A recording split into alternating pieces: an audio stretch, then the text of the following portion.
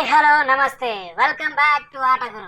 ఈ రోజు మనం మ్యాచ్ నెంబర్ 5 అండ్ 6 హైలైట్స్ అయితే చూడబోతున్నాం. ముందుగా మ్యాచ్ నెంబర్ 5 లో లక్నో వర్సెస్ ఢిల్లీ హైలైట్స్ చూద్దాం.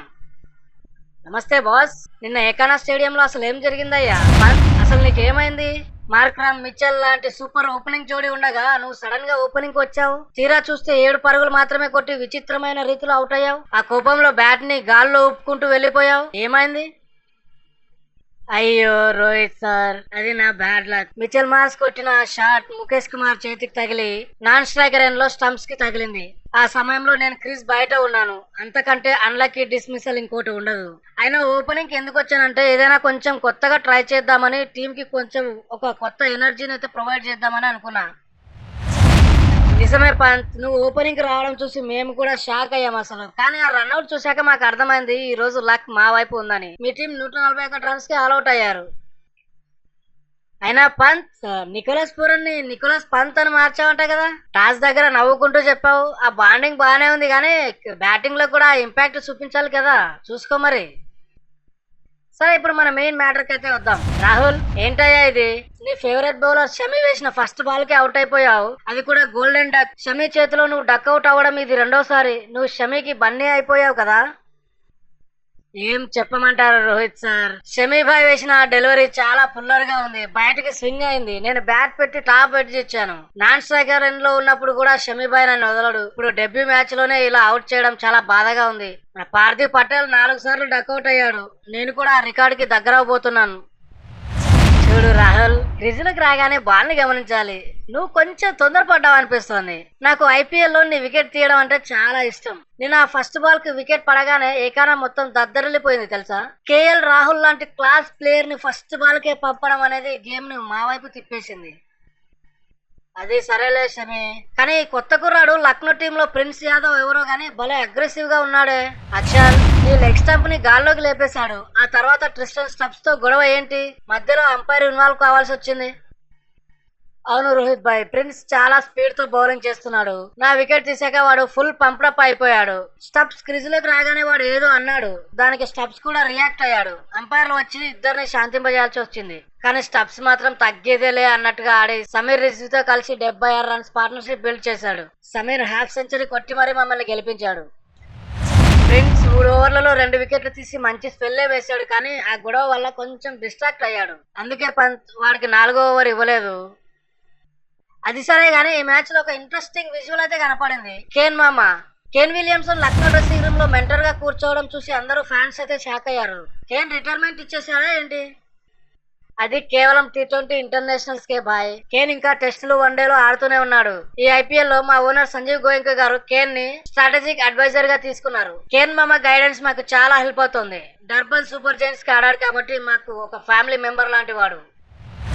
ఏదేమైనా కేన్ విలియమ్సన్ డ్రెస్సింగ్ రూమ్ లో ఉంటే మాత్రం ఆ పాజిటివ్ ఎనర్జీ వేరే ఉంటుంది బాయ్. అయినా పంత్, కేన్ మామ గైడెన్స్ తీసుకున్నా సరే మీరు కేవలం 141కే ఎందుకు ఆల్అౌట్ అయ్యారు? అది అప్పుడప్పుడు అలా జరుగుతుంటదిలే అక్షర్ భాయ్. ఇవన్నీ గేమ్ లో ఒక భాగంలా చూసుకోవాలి. చూశారు కదా friends, Rishabh Pant win out, Shami వేసిన first ball wicket, Prince Yadav కోపం. ఎకానాలో నిన్న ఇంట్రెస్టింగ్ మజా అయితే జరిగింది. Rahul, next time Shami bowling లో కనీసం 2వ బాల్ ఆడే వరకైనా వేచి ఉండేలా ట్రై చేయి బాబు. ఇప్పుడు మ్యాచ్ నెంబర్ 6 హైదరాబాద్ మరియు కోల్కతా మధ్యలో హైలైట్స్ చూద్దాం. నమస్తే బాస్, నిన్న ఈడెన్ గార్డెన్స్ లో సన్ రైజర్స్ బ్యాటింగ్ చూస్తుంటే మాత్రం స్టేడియం తగలబడిపోతుందేమో అనిపించింది. ఇషాన్, ఏంటయ్యా మీ ఓపెనర్లు ట్రావిస్ హెడ్, అభిషేక్ శర్మ ఏంటా కొట్టుడు మామూలు కాదు అసలు. పవర్ ప్లే లోనే 84 రన్స్ కొట్టి సీజన్ హైయెస్ట్ స్కోర్ సెట్ చేశారుగా. నిజమే రోహిత్ భాయ్, హైయెస్ట్ స్కోర్ కొట్టే వాళ్ళంటే ముందుగా హైదరాబాదే గుర్తొస్తుంది. మేము టాస్ ఓడిపోయినా కూడా బ్యాటింగ్ లో మాత్రం అద్దర కొట్టాలని ఫిక్స్ అయ్యాం.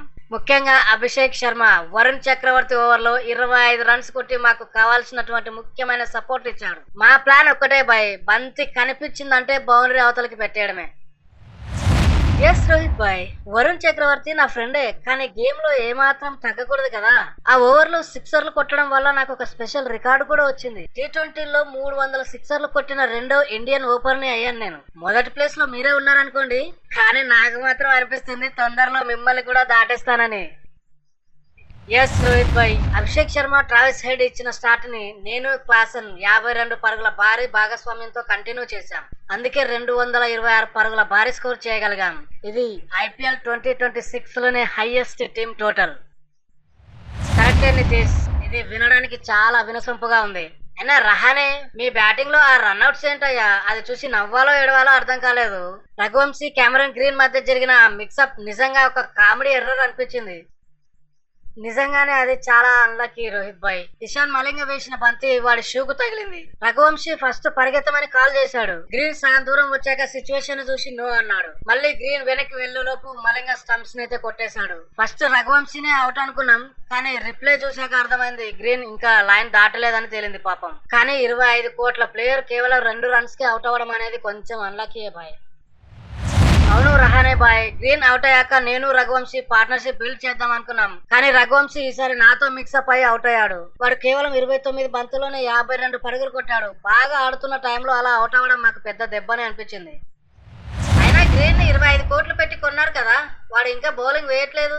అంతేకాకుండా బ్యాటింగ్ లో కూడా 2 మ్యాచ్ల్లో కలిపి కేవలం 20 పరుగులు మాత్రమే చేశాడు. రహానే, కొంచెం బాగా ఉపయోగించుకోండి అయ్యా గ్రీన్ ని. ఆ 25 కోట్ల బడ్జెట్ కి న్యాయం చేయమని చెప్పండి. ఇది ఇలా ఉండగా వరుణ్ చక్రవర్తి గురించి ఒక్క మాట చెప్పుకోవాలి బాబు. అభిషేక్, నిన్ను వాడు పెవిలియన్ కి పంపిన ఆ క్యాచ్ చూసావా ఎలా ఉందో? లేజీ వరుణ్ అంటుంటారు అందరూ. అంత డైవ్ చేసి క్యాచ్ పడతారని ఎవరు ఊహించలేదు. ఈవెన్ నెటిజన్లు కూడా షాక్ అయిపోయారు అసలు.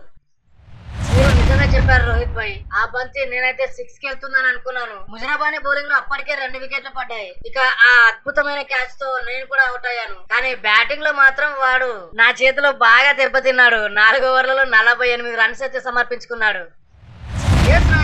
వరుణ్ ICC ర్యాంకింగ్స్ లో నెంబర్ 2 లో ఉన్నాడు. కానీ ఈ సీజన్ లో కొంచెం కష్టపడుతున్నాడు. ఈ ముజరాబానీ మాత్రం మా వాళ్ళని బాగా ఇబ్బంది పెట్టాడు అనుకో. 4 అద్భుతమైనటువంటి వికెట్లు అయితే తీసుకున్నాడు. కానీ చివరిలో శివం కుమార్ ని డెబ్యూ మ్యాచ్ ఆడించడం మాకు వికెట్ టేకింగ్ ఆప్షన్ ఇచ్చింది. అది సరే, ఇంతవరకు అంతా బాగానే జరుగుతుంది. ఇక మ్యాచ్ సంగతి పక్కన పెడితే, నిన్న లక్నో టీమ్ లో రిషబ్ పంత్, సంజీవ్ గోయంకా గారు గొడవ పడ్డారని ఒక వీడియో వైరల్ అయింది కదా. దానిపై లక్నో టీం క్లారిటీ ఇచ్చింది.